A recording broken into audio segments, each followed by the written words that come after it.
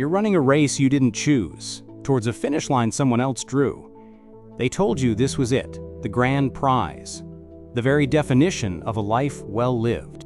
This mountain of money, this throne of influence, this chorus of applause. They promised it would feel like victory.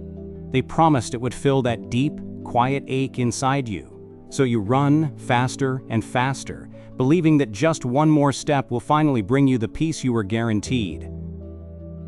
Society hands you a map at birth. It is clean, clear, and laminated.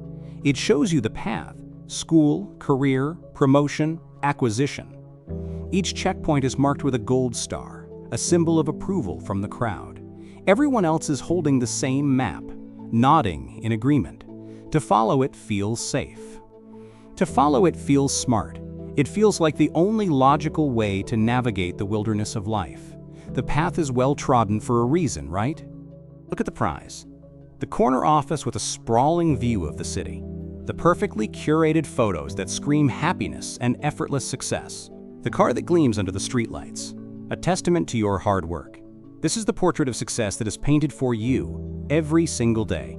It's on every screen, in every magazine.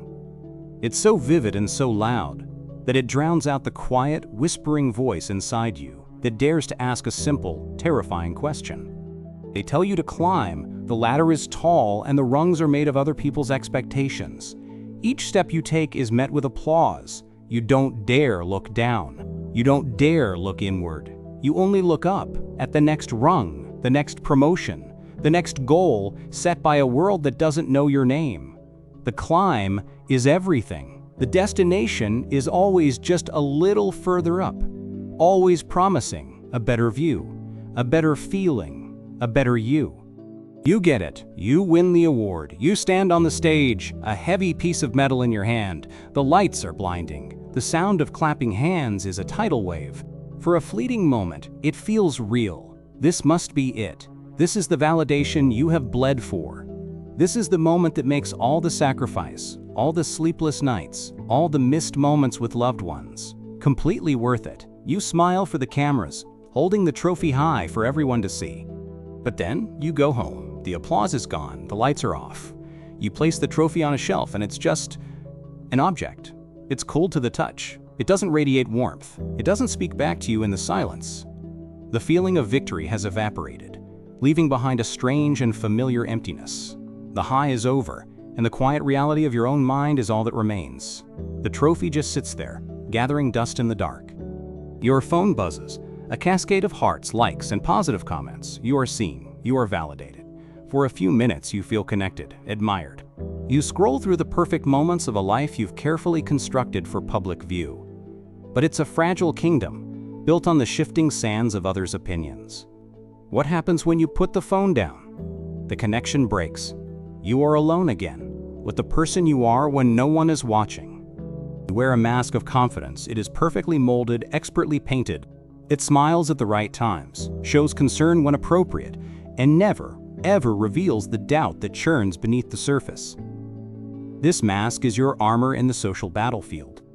It protects you from judgment. It helps you fit in. But wearing it for so long is exhausting. You begin to forget the shape of your own face, the sound of your own unscripted voice. This is the lie, that success is a collection of external things, that happiness is a product you can acquire if you just work hard enough, earn enough, or get enough people to approve of you.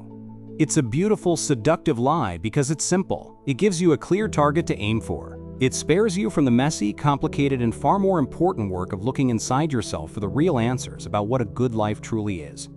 And here is the first crack in the wall of that lie.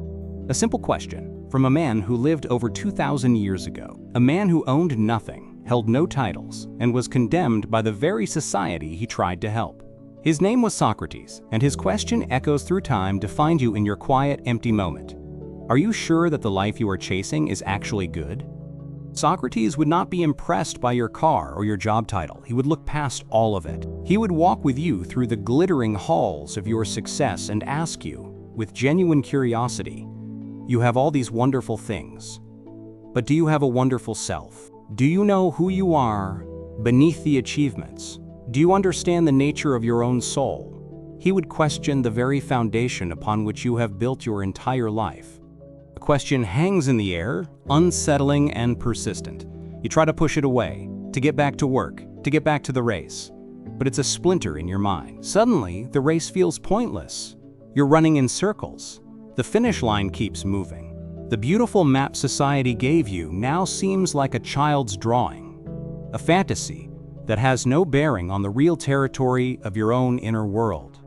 The feeling isn't anger, but a slow, dawning confusion. You look at your possessions, the expensive watch on your wrist, the designer clothes in your closet, the sleek technology on your desk.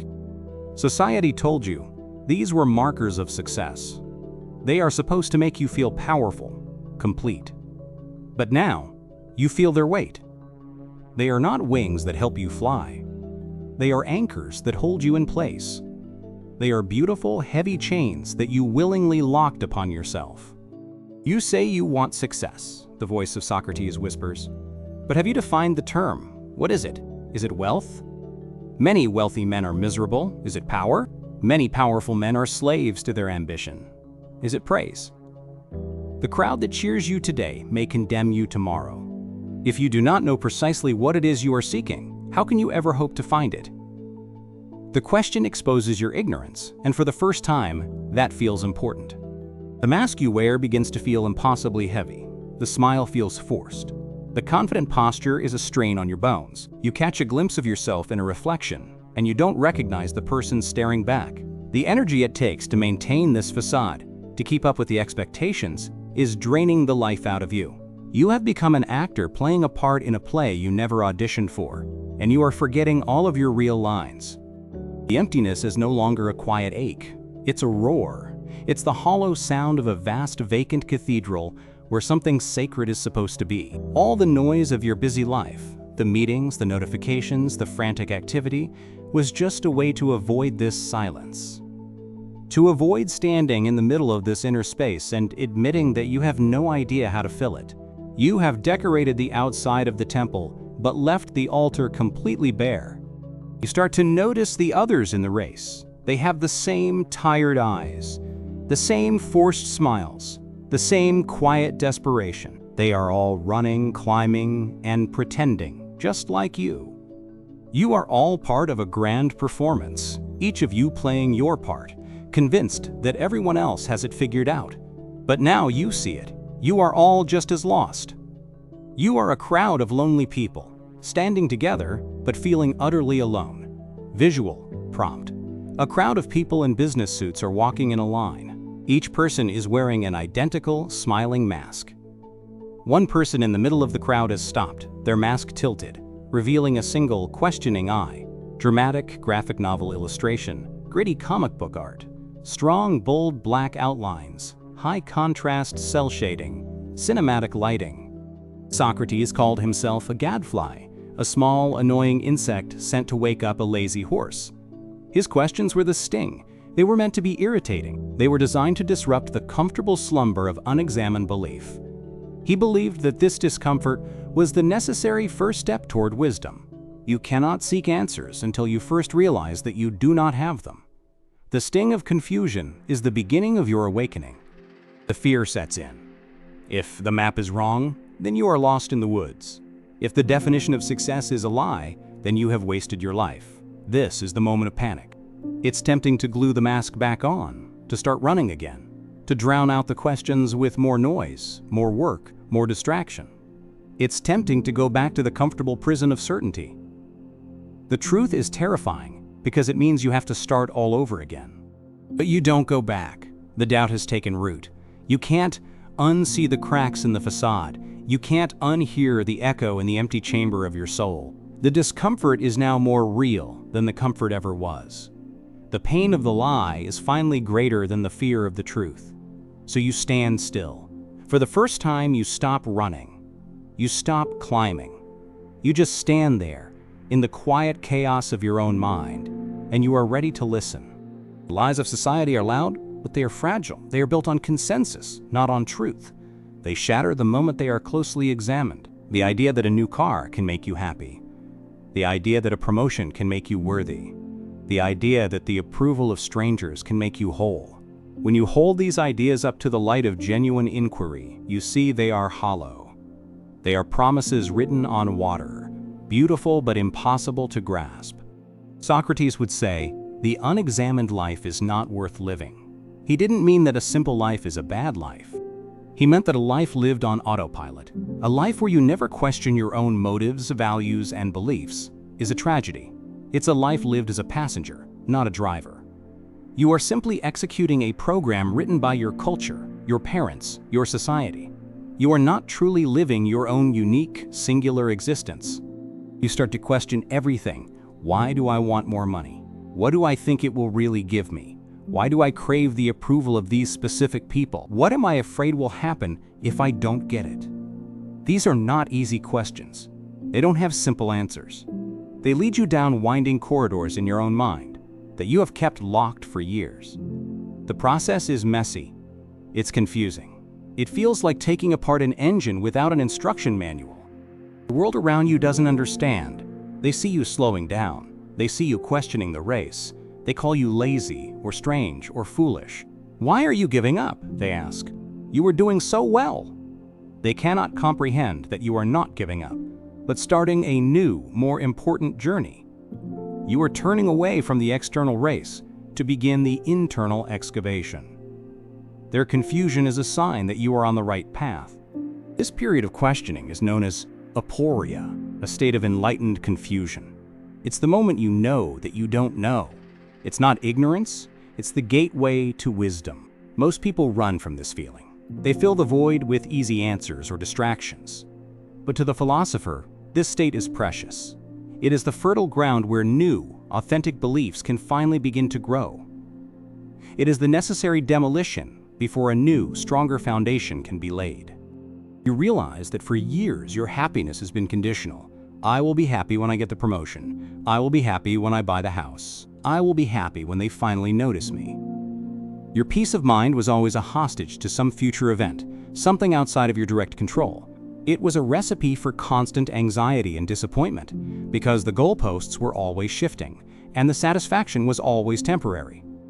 Think of your mind as a garden. For years, you have let anyone and everyone throw seeds into it. The seeds of advertising, the seeds of social pressure, the seeds of other people's opinions. Now, your garden is overgrown with weeds you did not choose to plant. The Socratic method is the act of gardening. It is pulling up every plant, one by one, and asking, is this truly beautiful? Is this truly nourishing? Is this something I want in my garden? The first casualty of this process is your ego, the part of you that loves to be right, that craves status, that is built on the foundation of external validation. To admit, I don't know, is a blow to the ego. To admit that the values you held dear might be worthless is humiliating. But this is not a destructive act. It is a necessary clearing. You are not losing yourself. You are losing the false self you constructed to please the world. This journey inward feels lonely. The path of conformity is a crowded highway. The path of self-examination is a narrow trail through the mountains. There are no cheering crowds here. There are no external rewards. The only companions you have are your own courage and your own commitment to the truth. At times you will long for the easy comfort of the crowd, for the simple validation of fitting in. This loneliness is the price of your freedom. But in the silence, something new begins to emerge, a different kind of strength. It is not the brittle confidence of the ego, but the quiet, resilient strength of the soul. It is the peace that comes from no longer needing the world to tell you who you are. The unraveling is almost complete. You have seen the lie for what it is. You have faced the emptiness it created. Now you are ready for the truth. You are ready for the real work. Here is the core revelation, the profound and simple truth that Socrates dedicated his life to. Success is not an external achievement. It is an internal state of being. It is virtue, and virtue, in its simplest form, means the health and excellence of your soul. Just as a strong body is the success of an athlete, a wise and just soul is the success of a human being. It is the only prize that cannot be taken from you. Know thyself. This is the key. It is not a passive suggestion, but an active command. It means to turn the full power of your intellect inward, to map your own mind, to understand your own desires, fears, and motivations, not as random impulses, but as subjects for deep study. To know yourself is to become the master of your own inner kingdom, rather than a servant to its whims or a puppet of external forces. Your soul, to Socrates, was your most precious possession, not in a religious sense, but as the seat of your character, your reason, and your moral compass. He believed that to harm one's soul through ignorance, injustice, or vice was the greatest tragedy of all, far worse than poverty or even death. Therefore, the highest purpose of life is to care for your soul, to cultivate wisdom and virtue, to make it as good and as healthy as it can possibly be. How do you care for your soul? Through examination, through asking questions, through a relentless commitment to living a conscious life. You ask, is this action just? Is this desire good? Is this belief true? You act as the gatekeeper of your own mind. You don't let thoughts and values enter unchallenged. This constant vigilance, this inner dialogue, is the exercise that makes your soul strong and resilient. It is the work of a lifetime. True success, then, is inner freedom. It is freedom from the tyranny of other people's opinions, freedom from the desperate craving for things you don't need, freedom from the fear of failure and the anxiety of constant striving. It is a state of inner tranquility that comes from knowing who you are and living in alignment with your own deeply examined values. This freedom is not given. It is earned through the hard work of self-discovery. Imagine your beliefs are the pillars holding up the roof of your life. Society gives you a set of weak, hollow pillars. They look fine from a distance, but they cannot withstand the storms of life. The Socratic path is to tear down those hollow pillars and replace them one by one with pillars of solid stone, pillars of reason, courage, and justice that you have carved yourself. Your life is then built on a foundation that you know to be true. This is why Socrates was not afraid of death. He believed that no harm can come to a good person, either in life or in death. He meant that external events, even the loss of one's own life, cannot damage the one thing that truly matters, the virtue and integrity of your soul. If you have lived a just and examined life, you have already achieved the only true success possible for a human being. The world can take your body, but it cannot touch your character. The real prize is not a thing you get at the end. It's the person you become along the way.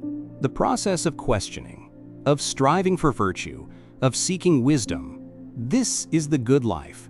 Success is not a destination. It is the very act of walking the path of self-improvement and self-knowledge with integrity. It is found in the daily struggle to be a little wiser, a little more just, and a little more courageous than you were the day before. This completely flips the script. Instead of asking, what can I get from the world? The question becomes, what kind of person do I want to be? The focus shifts from acquisition to cultivation, from external validation to internal integrity. You stop trying to build a perfect life on the outside and start trying to build a virtuous character on the inside. This is the most radical and empowering shift in perspective you can possibly make. This is the ultimate form of self-reliance. When your sense of success is internal, you are no longer at the mercy of the economy, the job market, or the whims of public opinion. You carry your success within you. It is a portable fortress of peace. Whether you are rich or poor, praised or criticized, you possess an inner wealth that no one can tax and no one can steal. This is the unshakable foundation that Socrates invites you to build. The society of ancient Athens called Socrates the wisest man. He responded by saying, I am the wisest man alive, for I know one thing, and that is that I know nothing. This wasn't false humility. It was the core of his power. To know the limits of your own knowledge is the beginning of all true learning. It keeps you curious. It keeps you open. It saves you from the arrogance of certainty that closes the mind to truth. So what is success? It is the courage to live an examined life. It is the wisdom to know yourself. It is the integrity to live in accordance with your highest values.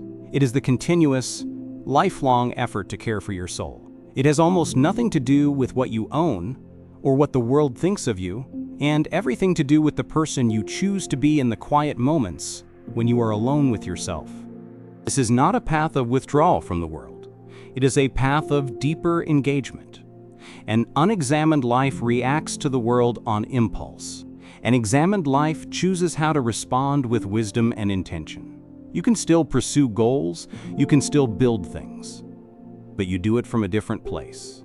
Not from a place of neediness or a desire for validation, but from a place of authentic expression and a desire to contribute value. The world is full of people who are very good at their jobs but are not very good at being human. They are brilliant engineers, lawyers, or artists, but they are strangers to themselves. They have mastered a craft, but they have not mastered their own minds. Socrates would argue that you have neglected the most important craft of all, the craft of living well. Embracing this truth means you stop competing with others and start competing with who you were yesterday. The race is no longer against the people on your left and right. The race is against your own ignorance, your own bad habits, your own lack of courage. This is a race you can win every single day, and each small victory builds an unshakable sense of self-worth that is independent of any external scoreboard. Think of the freedom in this. The pressure is off. You no longer have to be the best, the richest, the most famous. You only have to be you, authentically and with integrity. You only have to be engaged in the process of becoming a better version of yourself. The goal is not perfection, which is impossible, but progress, which is always within your reach. It's a gentler, more sustainable, and infinitely more rewarding way to live. Your life becomes a laboratory. Every interaction, every challenge, every failure is an opportunity to learn about yourself. It's a chance to practice virtue. When someone insults you, can you respond with reason instead of anger? When you fail, can you respond with resilience instead of despair? When you succeed, can you respond with humility instead of arrogance? Life is no longer a series of events that happen to you, but a curriculum designed for you. The great lie is that you need something from the outside to be complete. The great truth is that you are already complete. You just have to do the work to realize it. The kingdom is already within you. The peace you are seeking is not in some future achievement, but in the silence between your thoughts. The success you crave is not a thing to be won, but a self to be uncovered. To live this way is to be a quiet revolutionary. In a world obsessed with noise, you cultivate silence. In a world obsessed with external status, you cultivate internal character. In a world that tells you to look everywhere but within, you make the inner journey your life's greatest adventure. You will not be the loudest person in the room, but you will be the most grounded. You will not have the most, but you will be the most. This is the Socratic promise. It's not a promise of wealth or comfort. It's a promise of something far more valuable: the strength to withstand misfortune, the wisdom to navigate complexity, the peace that comes from a well-ordered soul, the deep and abiding satisfaction of knowing that you are living a life of purpose and integrity, true to the best possible version of yourself. This is the only success that truly matters. Now begins the transformation. Knowing the truth is one thing. Living it is another. The path forward is simple, but it is not easy. It demands daily practice. It begins by taking back control of your attention. Instead of letting the world dictate what you think about, you must consciously choose where to direct your focus. You choose to focus on your own character, your own actions, and your own thoughts. The first step is to carve out time for silence, just a few minutes each day, to sit with yourself, without your phone, without distraction. In this silence, you will begin to hear the frantic, chattering voice of your own unexamined mind. Don't fight it, just observe it. This is the raw material you have to work with. This is the wild horse that you must learn to tame, not by breaking its spirit, but by understanding it. The second step is to adopt the tool of journaling, not as a diary of events, but as a philosophical notebook. Write down the questions. What am I afraid of today, and why? Where was I unjust or unkind, and why? What is one belief I hold that I have never truly questioned? This act of writing brings clarity. It forces you to articulate your vague anxieties and assumptions, and in doing so robs them of their power over you.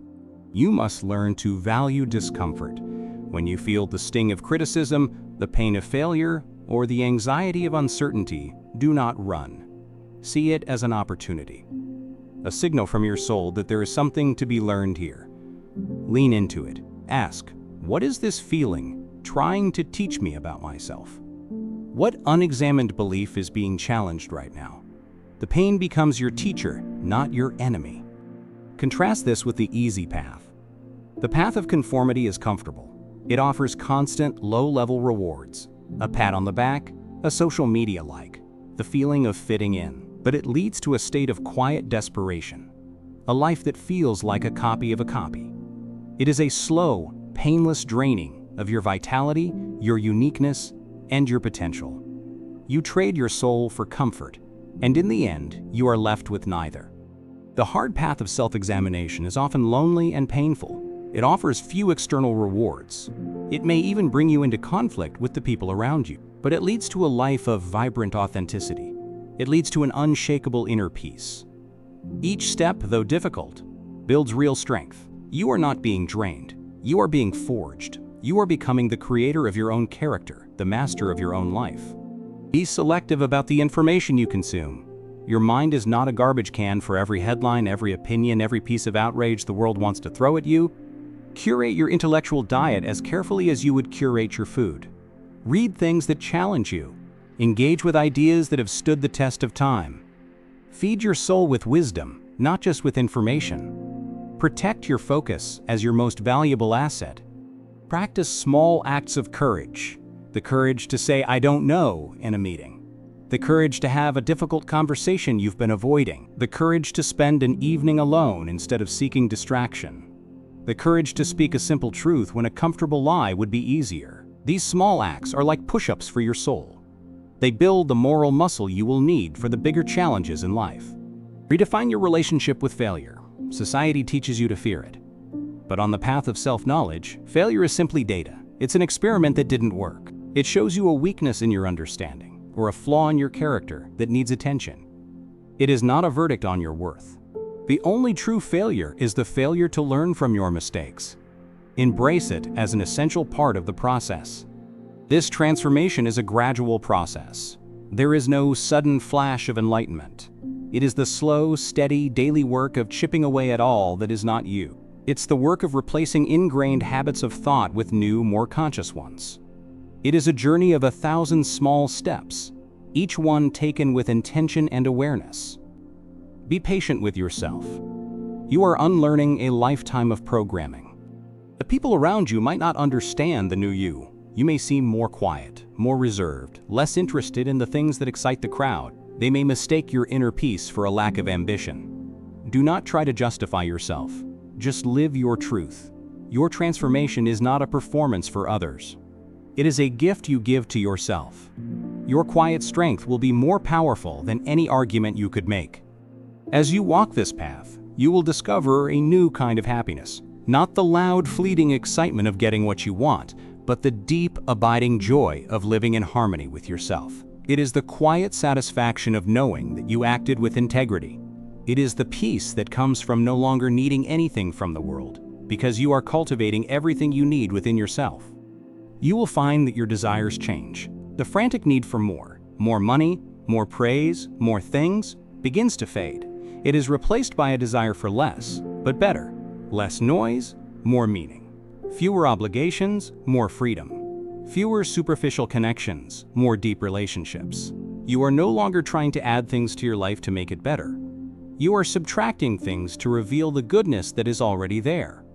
This is the ultimate power, to be the calm center in the midst of the storm, to be the one who does not get swept away by the panic or the hype, to possess a mind that is a peaceful and orderly home, not a chaotic and frightening marketplace. This is the strength that Socrates embodied. It is the strength that is available to every single one of us, if we have the courage to do the work. The journey from the lie to the truth is complete. You have seen the hollow promise of society's success.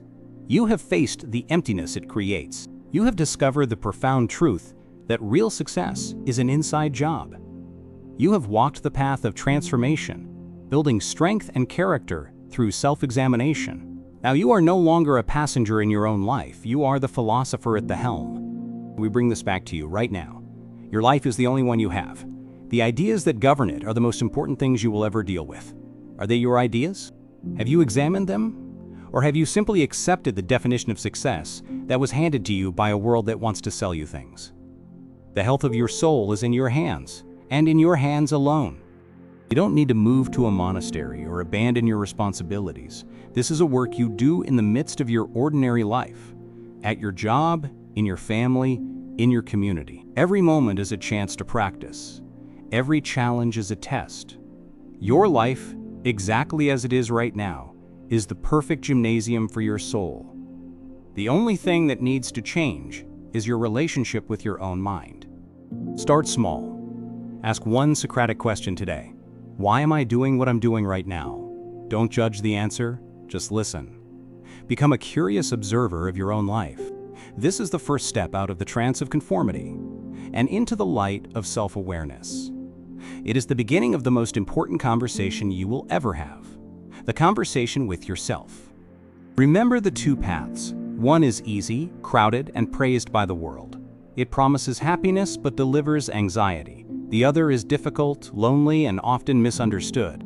It demands courage but delivers an unshakable inner peace. Society will always try to pull you back to the easy road. Your own inner work is the only thing that can keep you on the path that leads to true success, the path that leads back to yourself. The world will not give you a trophy for this work. There is no award for self-knowledge. There is no certificate for integrity. The reward is the work itself. The prize is the person you become. It is the quiet confidence of knowing who you are. It is the freedom of no longer needing the world to tell you that you are enough. You are the judge, the jury, and the prize. So what will you do? Will you continue to run the race, chasing the phantom prizes set by a world that does not know you? Will you continue to live an unexamined life, a slave to secondhand values and unthinking impulses?